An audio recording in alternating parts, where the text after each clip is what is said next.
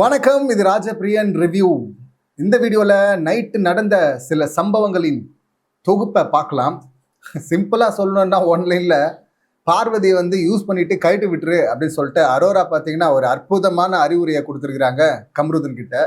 நேற்று எபிசோடுடைய எண்டில் சில விஷயங்களை காட்டினாங்கல்ல. இங்கே டேய், நான் அவளோட கனெக்ட் ஆகணும்னு தாண்டா ட்ரை பண்ணேன், ஆனால் கனெக்ட் ஆக முடியல. அவளை ஏதோ கெட்ட வார்த்தை அப்படி வாய் அசைச்சு அசிங்கமாக வருது வாயில் அப்படின்லாம் சொன்னாங்க. நான் வெளியில் போய் கெஞ்சனண்டா, காலில் ஊந்து கெஞ்சனண்டா, கதர்னாண்டா. எதுக்காக கதர்னாங்க? இந்த திவாகர் விஷயம் அப்படின்னு நினைக்கிறேன். ஸோ அதை சொல்கிறாங்க.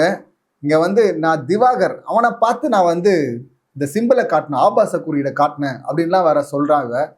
டே, உன் மேலே வச்சாலடா ஒரு ஃபேக் அலிகேஷனு, அக்யூஸ் பண்ணாலடா, தப்பாக தொட்டேன் அப்படின்னு.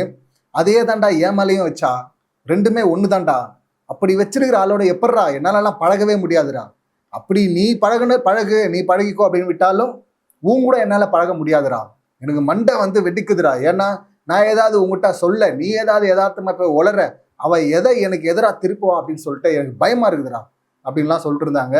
என் ஷூவில் நின்று பார்த்தா தாண்டா உனக்கு புரியும் அப்படின்லாம் சொல்ல அவர் காமெடி பண்ணுறதா, ஆமாம் ரொம்ப கஷ்டமாக இருக்குன்னு சொல்லிட்டு அவங்களுடைய ஷூலெல்லாம் ஏறி நின்று கஷ்டமாக இருக்குது அப்படின்லாம் காமெடி பண்ணிட்டு இருந்தா. அப்படி இவங்க தான் இவ்வளோ சீரியஸாக பேசிட்டு இருந்தாங்க. ஆனால் அவருக்கு அது ஏறவே இல்லை.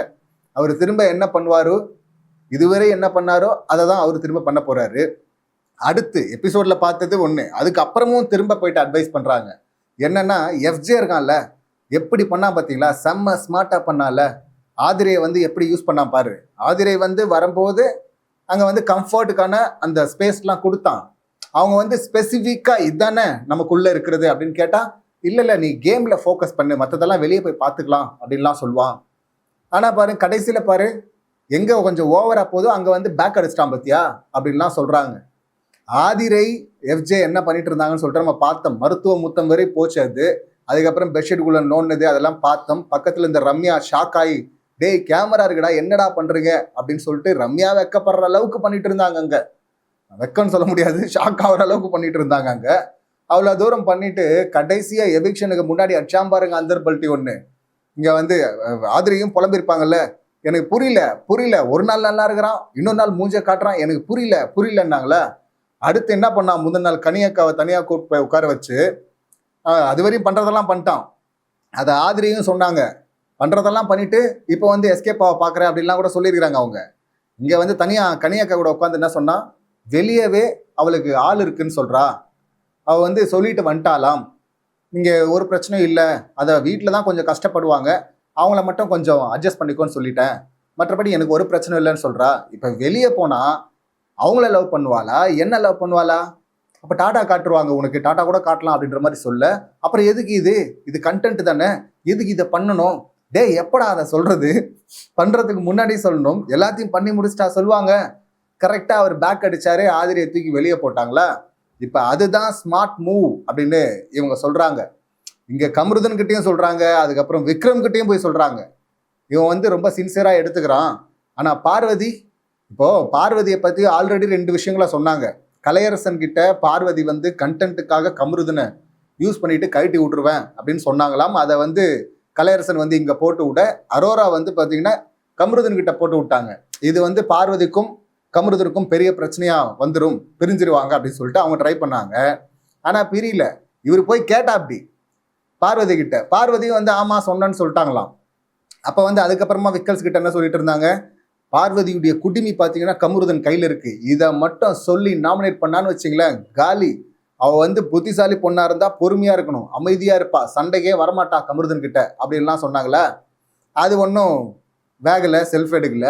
அடுத்ததான் பார்த்தீங்கன்னா நேற்று பார்த்தது, இந்த மாதிரி ஊ மேலே வச்சது ஃபேக் அலிகேஷன் இல்லடா, அதே போல தான்டா என் மேலேயும் வச்சா, 2 பேருமே இந்த மாதிரி அக்யூஸ் பண்ணியிருக்காடா அப்படின்னு சொல்லிட்டு அப்போ அந்த 2வது அசிரத்தை போடுறாங்க. அப்பையும் பார்த்தீங்கன்னா கம்ருதன் பெருசாக இதுவான மாதிரி தெரியல. ஆனால் நடுவில் பார்த்தீங்கன்னா கம்ருதன் சாண்ட்ரா பிரஜன் 2 பேர்கிட்ட போய் உட்காந்து பேசிட்டு இருக்காரு. அங்கே அவங்கள பற்றி பேசினது அது வேற டாபிக், அது அப்புறமா பேசலாம். அங்கே பேசும்போதும் பார்வதியை பற்றி சொல்கிறாரு.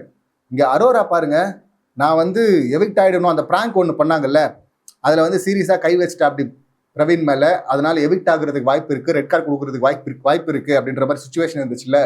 ஸோ அந்த சுச்சுவேஷனில் ஐயோ போயிடுவானோ போயிடுவானோ அப்படின்னு சொல்லிட்டு அரோரா பயந்துட்டு இருந்தாங்களாம். இப்போ வந்து அது பிராங்க்னு தெரிஞ்சதும் அரோரா வந்து சந்தோஷமாயிட்டாங்களாம்.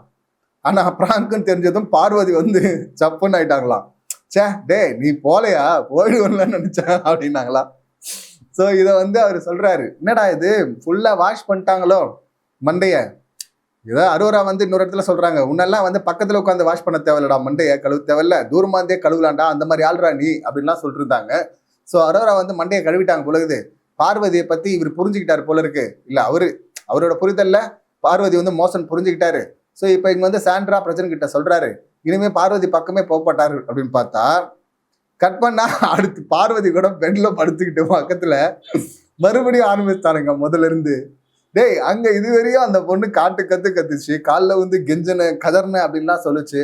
அந்த பொண்ணால என்னெல்லாம் போட முடியுமோ அஸ்திரங்கள்லாம், டே உன்னை வந்து யூஸ் பண்ணிக்க பாக்குதுரா அப்படின்னு சொல்லிச்சு.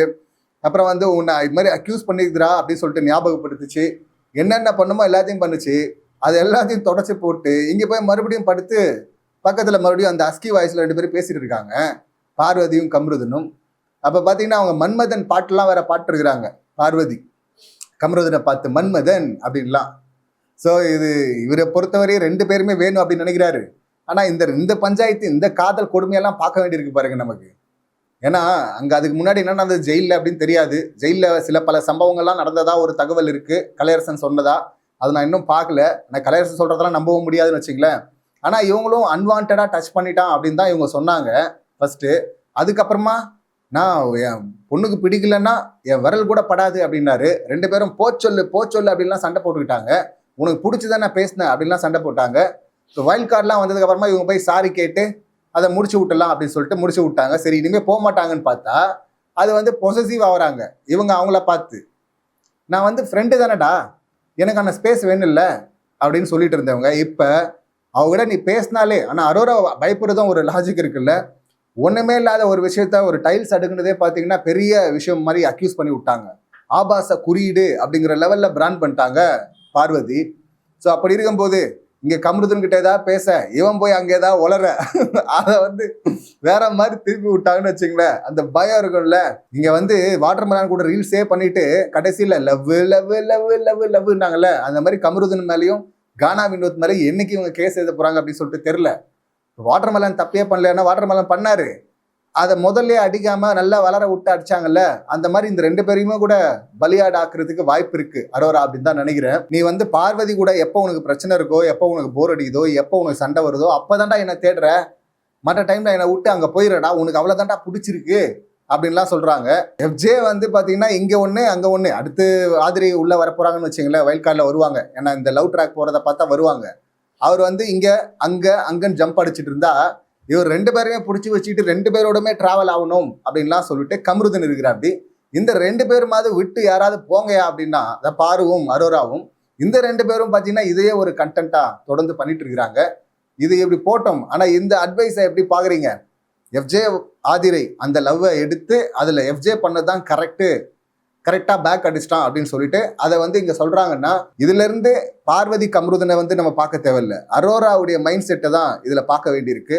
இந்த சம்பவங்களை நீங்க எப்படி பாக்குறீங்க? உங்க கருத்துக்கள் என்ன அப்படிங்கறது கமெண்ட் பண்ணுங்க. மீண்டும் அடுத்த வீடியோல சந்திக்கலாம். நன்றி, வணக்கம்.